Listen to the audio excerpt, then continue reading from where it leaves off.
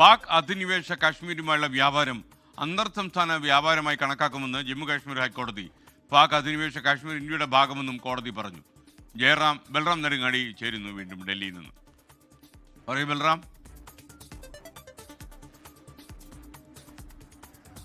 SKN Pak അധീന കശ്മീരുമായി ഇന്ത്യയുടെ മറ്റു ഭാഗങ്ങൾ അല്ലെങ്കിൽ കശ്മീരിലെ നടത്തുന്ന വ്യാപാരം അത് അന്തർ സംസ്ഥാന വ്യാപാരമായി മാത്രമേ കണക്കാക്കാൻ കഴിയൂ എന്നാണ് ജമ്മു കശ്മീർ ഹൈക്കോടതി വ്യക്തമാക്കിയിരിക്കുന്നത്. 2008 നടപ്പാക്കിയ ക്രോസ് ബോർഡർ വ്യാപാരം അത് ഇന്ത്യ പാക് ബന്ധം മെച്ചപ്പെടുത്തുന്നതിന് വേണ്ടിയായിരുന്നു 2008 കൊണ്ടുവന്നത്.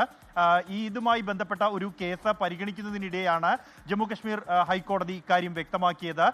ഈ നിയന്ത്രണ രേഖ കൊണ്ട് വിഭജിക്കപ്പെട്ട രണ്ട് ഭാഗങ്ങളാണ് പാക് അധീന കശ്മീരും ജമ്മു കശ്മീരും.